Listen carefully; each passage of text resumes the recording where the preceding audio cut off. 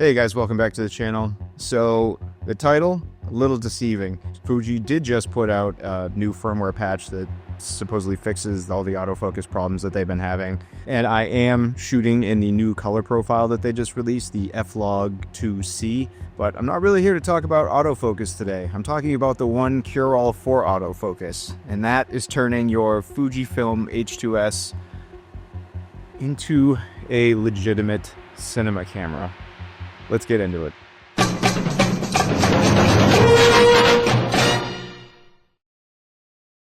So welcome back, guys. It's been way too long. I haven't made a new video for this channel in like a year. So if this is your first time, welcome. I'm John. I'm a cinematographer and gaffer based out of New Hampshire.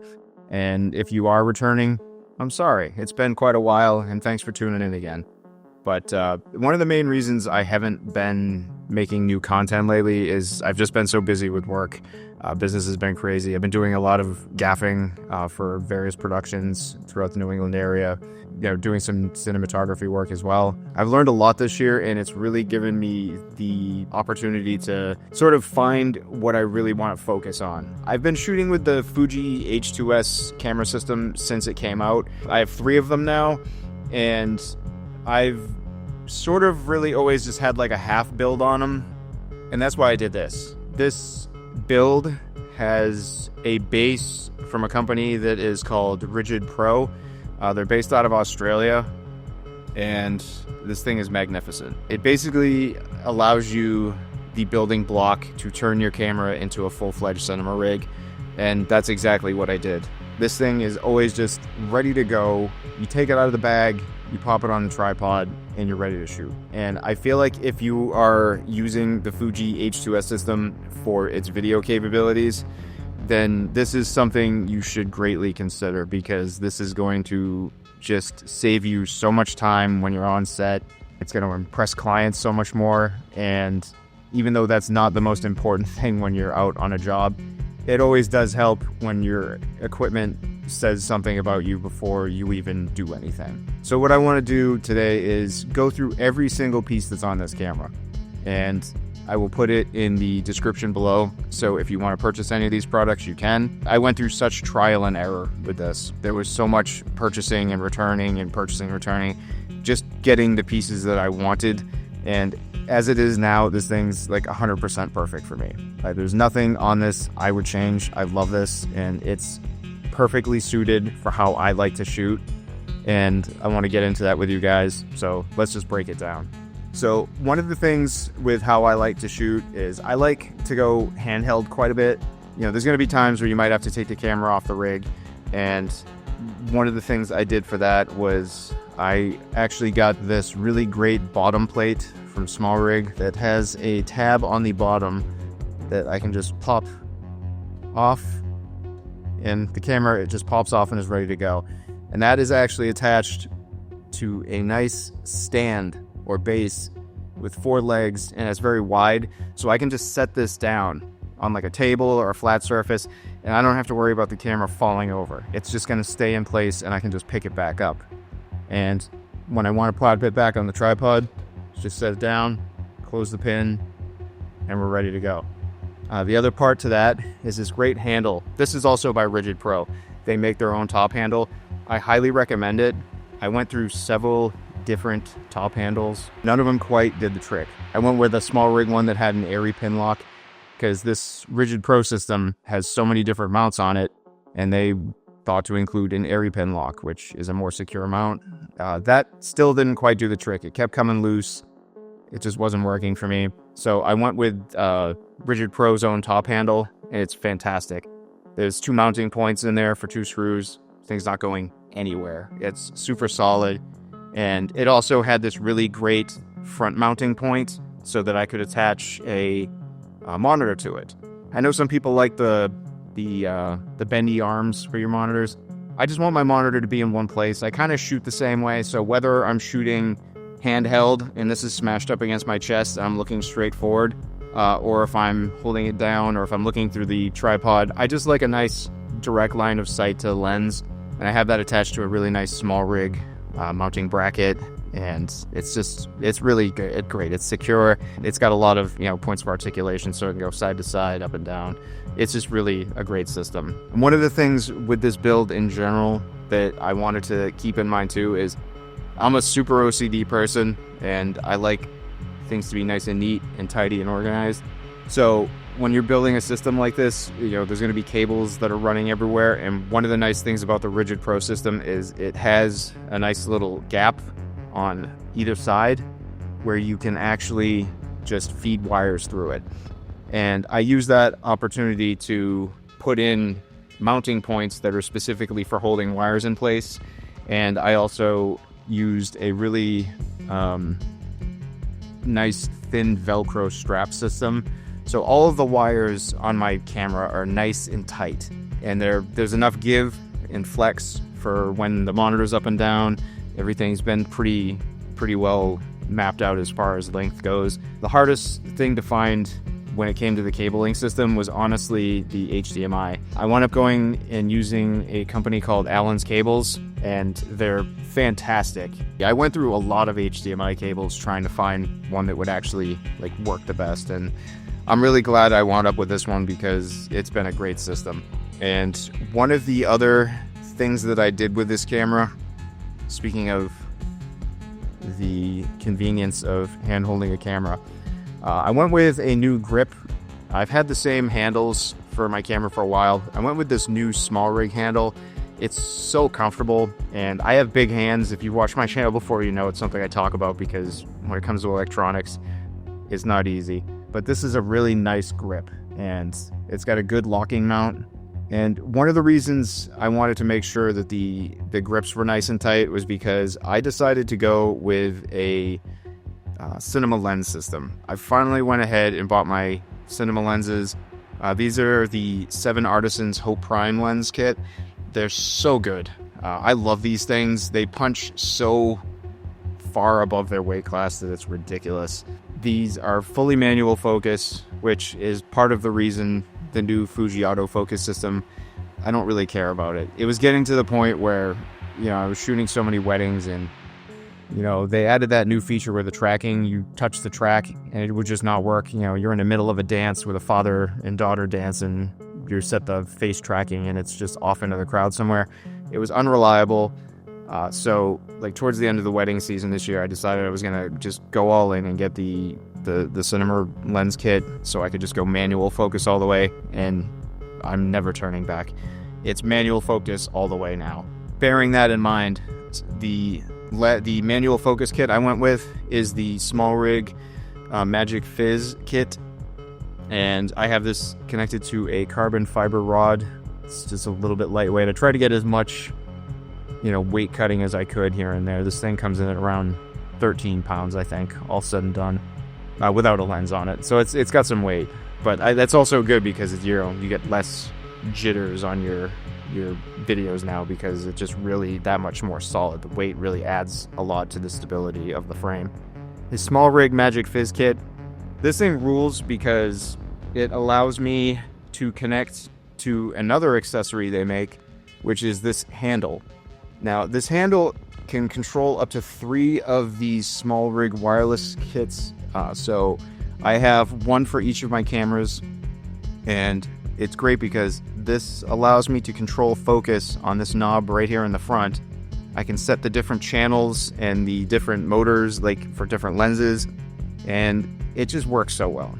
This thing is really great. Once you calibrate it for the lens, you're so good.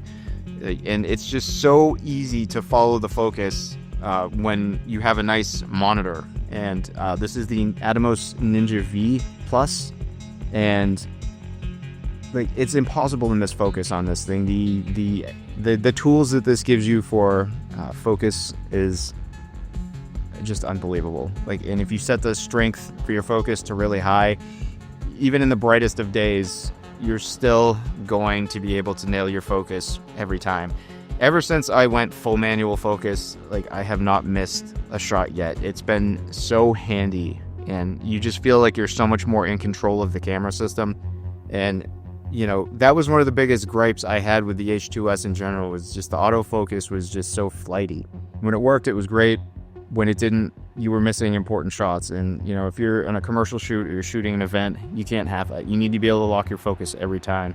And going full manual with these cinema lenses, like, game changer. It's honestly the best thing I've done, and I don't know why it took so long to do it. So this whole rig is set up to a wireless transmission feed, and for that I'm using the Axtoon CineView HE. This is just the transmitter. I don't have any of the receivers. I just use my 15-inch Samsung tablet as the receiver because it runs through an app. So it just transmits wirelessly to my giant tablet, and I built a special contraption using assorted small rig parts to hold that. So if I'm on set, I can pass it off to a client, or if I have a focus puller, they can use this to pull focus with super great accuracy. There's very minimal latency. It's perfect. Like, it only does 1080p. They just put out a 4K one, like, as I'm making this video, and that seems really awesome, and I wish that it existed before I, you know, did this, but this thing is great. It has an exceptional distance, so you can be pretty far away and still get perfect transmission. It's been incredibly handy. And this whole thing, as far as power goes, is running off of this beauty right here, which is hands down like a must for anyone in this field.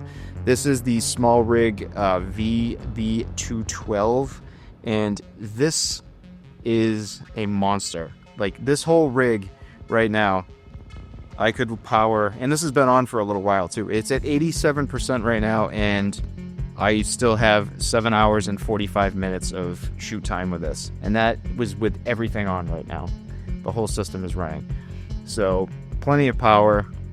And one nice thing about the RigidPro system is it has built-in DTAP, so all of this is being run via DTAP. My monitor, the follow focus, the wireless transmission system, the camera has a dummy battery in it.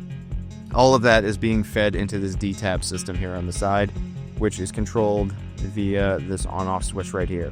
And the nice thing about that is once you kill the on-off switch, no power is, you know, sneakily being transmitted to anything. Once it's off, it's off. Like, you're not getting any battery drain whatsoever. So that is incredibly handy as well for long days on set. If you have one, you should be able to get a whole day on set with just one of these. I carry a few of these in my kit just in case, but I have not had to change one of these out yet. Even on wedding days where it's like you're constantly going and you're just shooting and shooting and shooting, and you just keep the system on. I think I've managed to get through a full day, and the lowest I've gone down to is like 23% left on a battery on like an 8-hour day. It's tremendous. You get such incredible power off this, and there's DTAP out, USB-C.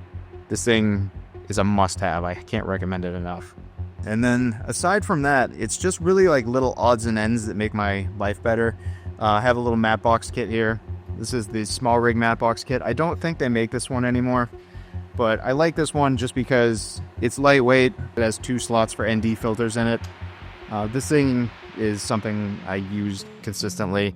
It's got a nice like pseudo carbon fiber build. It's nice and lightweight. It's sturdy. This thing has been a beast, and I love it. It's very handy. So one of the trickier things, in addition to cables, was finding bracket components. So some of these things have extenders and little extra cheese plates that just make the build a little bit more accessible. It gets a little tight when you're trying to sneak in and, you know, change menu settings like that.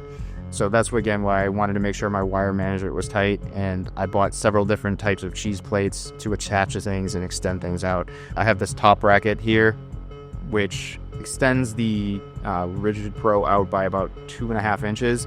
And then I have an additional cheese plate which connects to the wireless transmitter, which also saves me a bunch of space with the DTAP connections, because that extends out past the DTAP.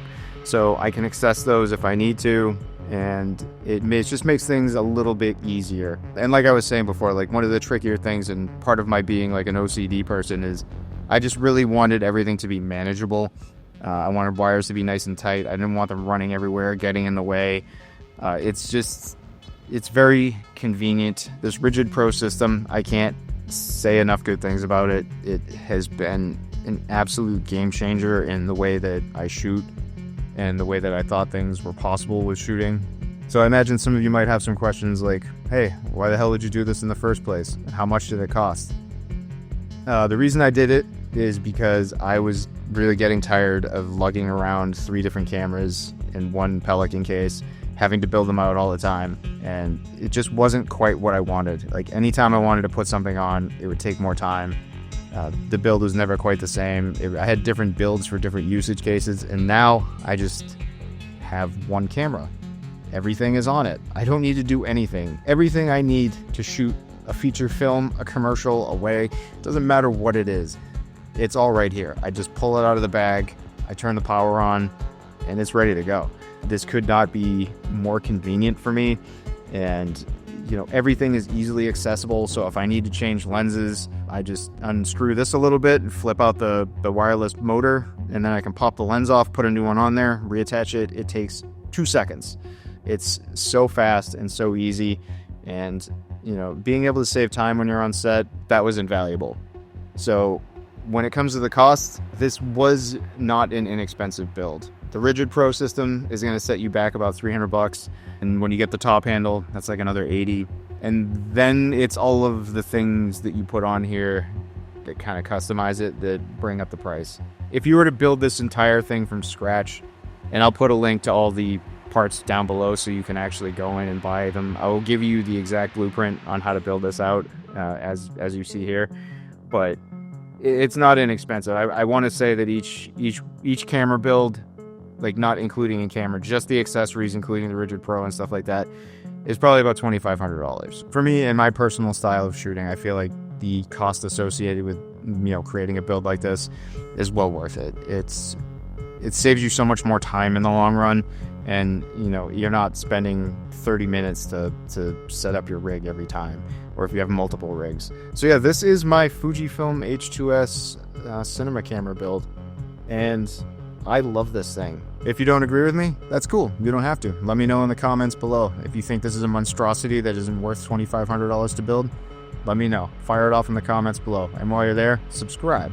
Do all other things. Follow me on social media. All that jazz. I want to thank you guys for tuning in. It has been way too long. I promise it won't be another year before I make another video.